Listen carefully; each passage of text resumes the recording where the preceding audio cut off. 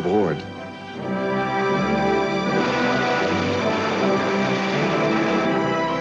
Look. Listen. You can almost see and hear the action.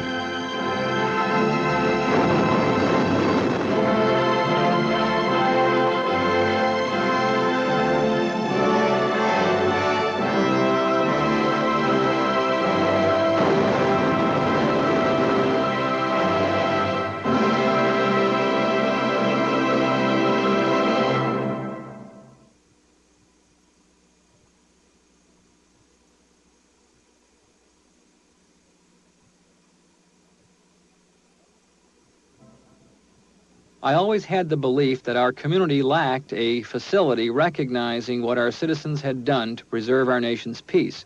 In the early 1970s, I had occasion to visit the state of North Carolina and viewed what the rather small city of Wilmington, North Carolina had done to create a naval park for their vessel, the North Carolina.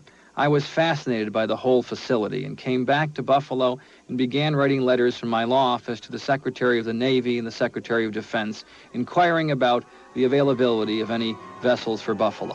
They sent a list, and I discovered what I believed was an unclaimed jewel, the USS the Sullivans. This famous destroyer had, I thought, the values the people of Buffalo would appreciate. A story of family loyalty, a willingness to help in the great cause of defending our nation in World War II. A group of around 30 men became part of the original Buffalo Naval Park Committee. And with their efforts and the help of the mayor and the city council and our congressional delegation, the park came into being. I believe this site stands for a monument to our community's desire for protecting the peace of our nation, along with recognizing those men and women who made the great effort, many of them giving their lives. Established in 1979 as part of the vast waterfront redevelopment, this 6-acre site represents the only such park located in an inland freshwater port.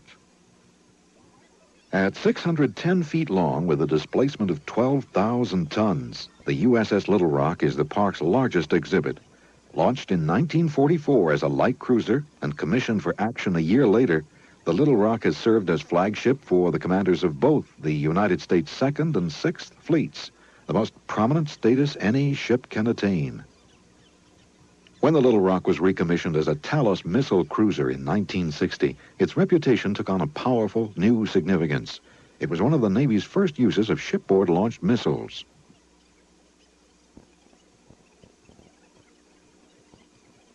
The 30-foot-long Talos missile was the most forceful of its day, able to bring down attacking supersonic aircraft from more than 65 miles away at more than 2.5 times the speed of sound.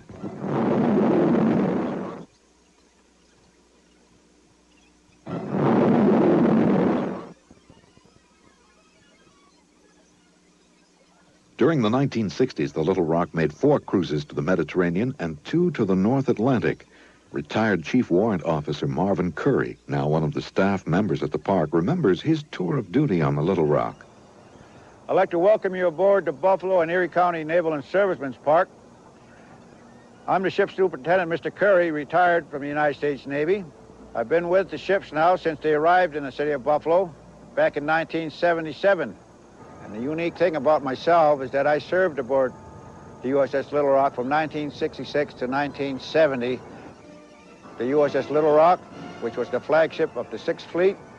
We carried a fleet admiral who was overall in charge of all exercises within the Mediterranean, exercises with NATO forces, and coordinated all operations within the 6th Fleet. At that time, this ship was an outstanding ship, especially as a flagship. It was a spit and polish ship. We had many visits to many cities.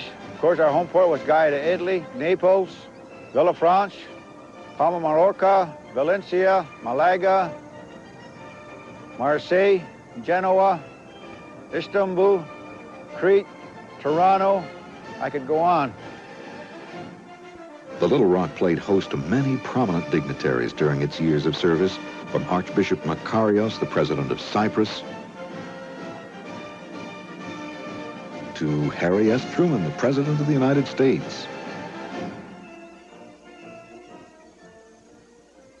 Although Although the Fletcher-class destroyer docked next to the Little Rock was never frequented by such VIPs, it was named after 5 of the most famous heroes of World War II, about whom a major Hollywood movie was made.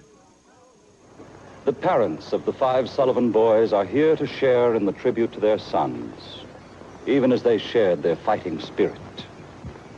As this ship slides down the ways, it carries with it a special armor all its own, the flaming and undaunted spirit that is the heritage of its name. The 5 Sullivan boys are gone. The USS the Sullivans carries on. May God bless and protect this ship. May her destiny be as glorious as the name she bears.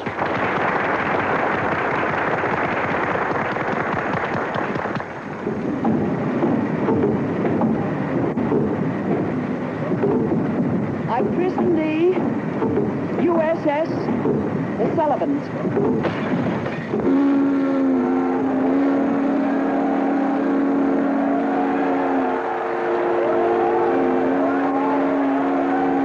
Although the accepted wartime policy was to separate family members, the Sullivan brothers, Joseph, Francis, Albert, George, and Madison, desperately wanted to serve together.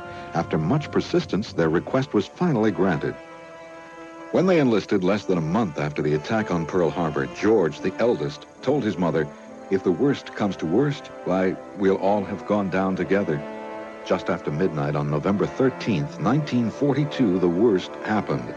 All 5 brothers, along with over 700 other crew members, went down on their ship, the USS Juno, after it was torpedoed by a Japanese submarine just off Guadalcanal.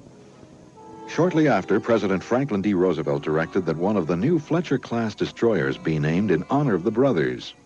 On April 4th, 1943, the USS the Sullivans was christened by the boys' mother and was launched in San Francisco. The ship sailed into the Pacific battle zone with a vengeance, fighting mightily in the Marshalls, Carolines, Marianas, and Philippines, appropriately with 23 sailors named Sullivan aboard. In 1951, the ship was recommissioned for action in the Korean War, during which it shelled many shore targets.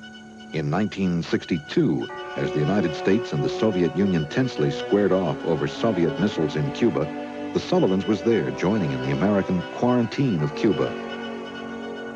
Since retiring here at the Naval Park, the ship has fascinated countless visitors. On February 19, 1986, the United States government designated the USS the Sullivans a National Historic Landmark, an honor bestowed upon only 22 warships associated with World War II. Throughout its long and distinguished career, the Sullivans never lost a man. Some attribute that to the spirit of the 5 brothers watching over their namesake. As you walk through the ship, you too will very likely feel the spirit of the Sullivans, symbolized by the shamrock on the stack and the quarterdeck plaque that proclaims George Sullivan's immortal words to his mother, "We stick together."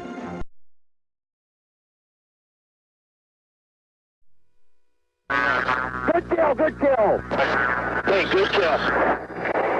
The Pentagon says this videotape proves Libya lied about the planes the U.S. shot down over the Mediterranean. This is CNN's Prime News, Thursday, January 5th. The Pentagon released some heart-stopping video a few hours ago. The drama of U.S. naval pilots caught up in combat with Libyan planes over the Mediterranean. Libya says its jets were unarmed reconnaissance aircraft. The Pentagon says American pilots were forced to open fire. What you are about to see is the tape in its entirety, released late today by the Pentagon. Now, the video itself is of poor quality, but contains the actual voices of U.S. pilots, with narration and graphics added on by CNN Pentagon correspondent Carl Rochelle. Throttle back just a little bit here. You're seeing the camera on the lead F-14. It's not turned on yet, but the U.S. aviators can be clearly heard. James closeout shows 25 mile separation. Turn it down.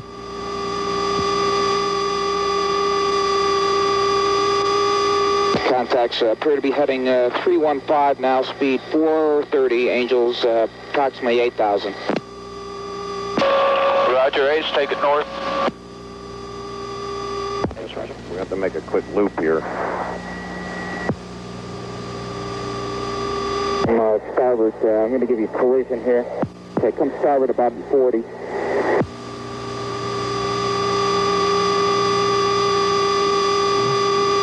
.207, 61 miles now, bearing 180. Angels 8, heading 330. Angels is altitude. Angels 8 means 8,000 feet. Alpha Bravo is closed out. Come back port 20 degrees here. He's drinking now at us. Okay, bogies appear to be coming, jinking to the right now, heading north. Speed 430, Angels 5,000 now in the descent. Bogies are contact with enemy aircraft. Okay, let's take her down now. We're going down. Okay. Slows out 53 miles now. Bogies appear to be heading directly at us. I'm coming port. Steady up 150 for 30-degree offset. 50 miles.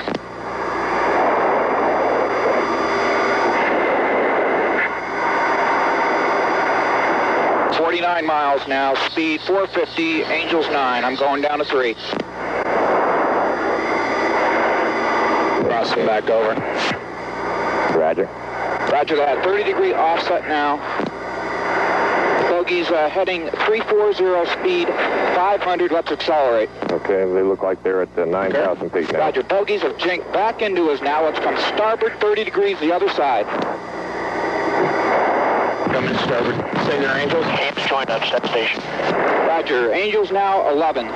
Steady up. Close out, warning yellow, weapons hold. I repeat, warning yellow, weapons hold. Alpha Bravo out. Roger, Okay. Gypsies. Pass up, Bravo directs, warning yellow, weapons hold. 35 miles here. Roger that. Bogies have jinked back into me now for the third time with noses on at 35 miles. Angels 7. Bravo, close out, you copy? Okay, I'm taking another offset, starboard 210. The guy got locked up, Leos, is 30 miles and he's a 13,000 piece of trailer. Roger that. Level off here. Okay, bogies jinked back into me for the fourth time. I'm coming back starboard. Come back port now. Port, 27 miles. Bogies at 7,000 feet. What you are seeing now is the camera in the F-14 being turned on. 550, Angels 16. Heading 340. Okay. Roger, steam bogies. You're in collision now. Steering. Okay, bogies have jinked back at me again for the fifth time. They're on my nose now. Inside of 20 miles. Master arm on. Master arm on. See? Good light. Good light. Okay, centering up the T. Bogey has jinked back into me again. 16 miles at center of the dot. Say your Angels. I'm at Angels 5. Nose up. Oh, his Angels. Oh, wait a minute. Angels are at 9. Alpha Bravo from 207. 13 miles. Fox 1. Fox 1. Oh, Jesus. Fox 1 away means the F-14 has just launched one of its Sparrow missiles. Roger that. 10 miles. He's back on my nose. Fox 1 again.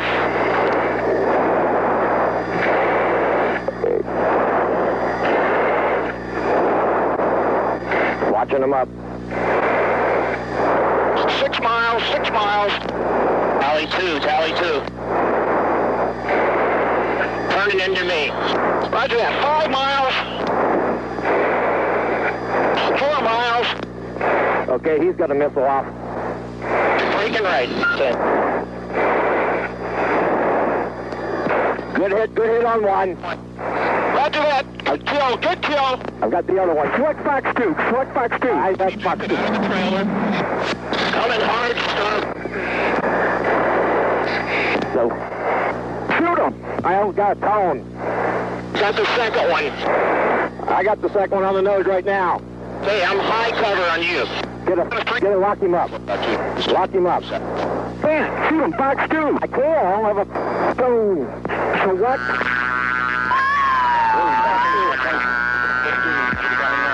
Good kill, good kill. Hey, good kill.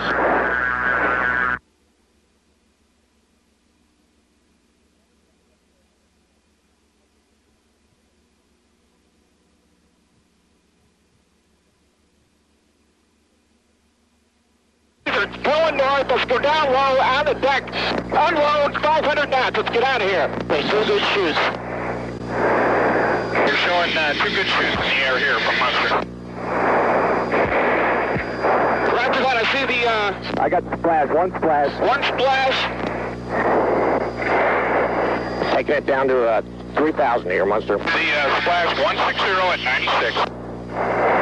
Let's go. Munster down to 3,000. Let's get out of here. Run north. Libya's ambassador to the United Nations is maintaining that the Libyan jets were unarmed reconnaissance aircraft. That's despite today's pictures from the Pentagon. Late today, to reinforce its claim, the Pentagon released these pictures showing what it says are 2 types of missiles on one of the Libyan MiGs. U.S. officials say the plane carried 2 AFIT missiles for close-in combat that must be fired from behind the target. The Pentagon says the MiG also carried 2 Apex missiles, radar-guided and lethal at long distances. And it was these the U.S. F-14s were trying to evade if necessary by flying close to the water. The Pentagon says these pictures are proof. It tells me that the Libyan ambassador to the UN is a liar. That's the first thing it tells me. Because they've gone out yesterday and said repeatedly that those were unarmed reconnaissance aircraft.